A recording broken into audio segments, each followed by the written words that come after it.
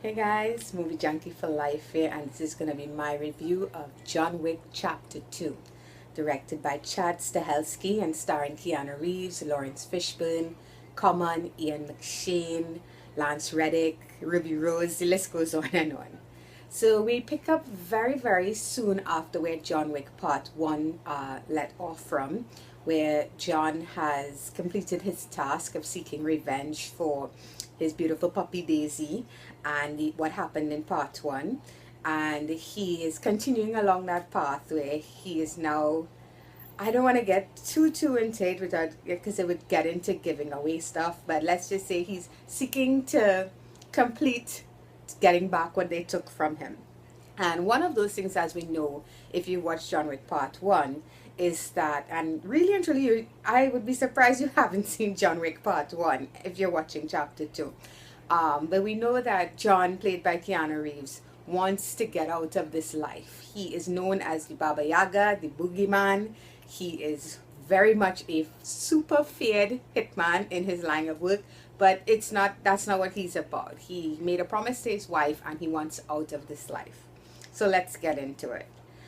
First of all, let's talk about all the stuff I liked in John Wick Chapter 2. And of course, that stuff is going to be the choreography, the fight choreography.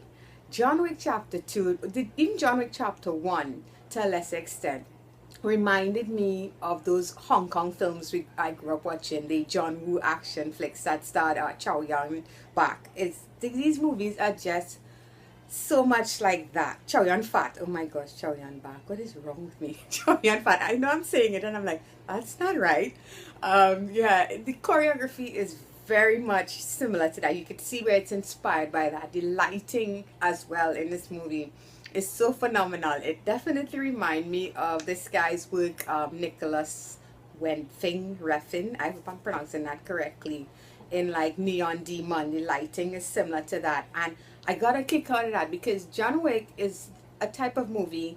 It doesn't feel real, so to speak. You know, it's very comic bookish in its own way.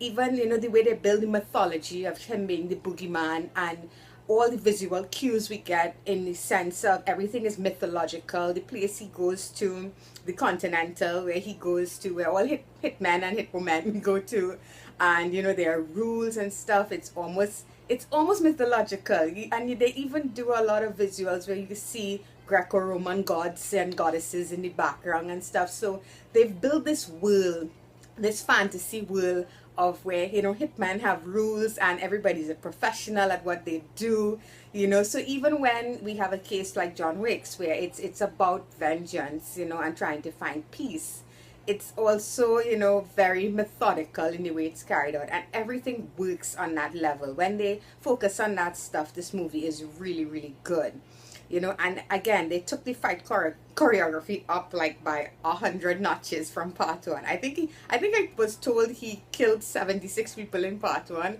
I think it's like 176 people in this one, but it's done so fluidly and so perfectly. Keanu definitely put in the work here, and I have to admire that so much. You could tell how much this role means to him because he's put in the work. Like Ryan Reynolds in Deadpool, he has put in that work. He does 90% of his own stunts, even the driving in these movies, he does most of it, and it's there, it shows, and it makes us want to root for John Wick. It makes us enjoy this film. They don't make action movies like this. And it's so good to see this resurgence of these type of films. I think ever since Liam Neeson's Taken, we've just seen these huge action movies coming out, where the main character is just this one guy instead of a group of people. So overall, guys, the story in John Wick, it's a story of not so much of redemption, but of trying to find peace.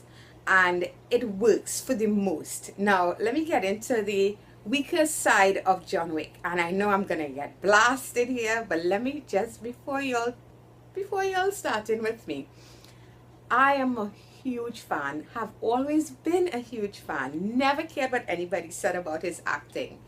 I am a huge fan of Keanu Reeves and David Duchovny. I'm bringing the two together to kind of compare. Have always had this sort of monotone way of acting.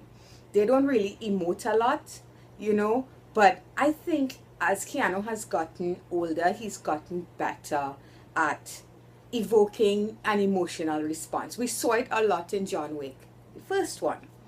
But that doesn't mean that he's the best and the strongest actor out there. And when there are scenes that require him to be really emotional, this is where the John Wick movie can suffer a bit.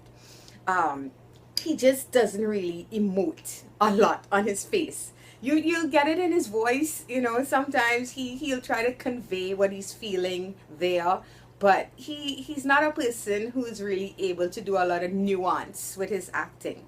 Now it works well for a character like John Wick, you know, who is a stoic type of guy, as somebody describes him in this movie. This is not a man. This is a force of will. You know, he is like that. He's pure determination. So it works a lot like that, because he himself comes across not like a man, but like a mythological creature, you know, that everybody fears, hence the Boogeyman. But there are those moments where we're trying to connect with him emotionally, where you're trying to feel the loss and the pain that he's feeling, and it doesn't quite get there. And that is where, you know, it will tend to fall a bit. Also, let's face it, when they made John Wick 1, you damn well know they had no chapter 2 in mind. So while this movie works really well, and of course I want to see my chapter 3, I think that it doesn't, how to put it, it's not a movie that, I think it's a movie that could have stand on its own. You know, the continuation factor is there, but it's not perfectly cohesive to chapter 1. And that is not really the Keanu Reeves, John Wick side of it. That is more the other characters. It's getting a little bit complicated. But you know what? It still works. I still love it. And overall, this is still a fantastically fun movie. And that's what we wanted. So I'm very happy to report that John Wick Chapter 2 is awesome. It's freaking awesome. And I'm giving it an 8.5 out of 10. I am so happy this movie turned out so well.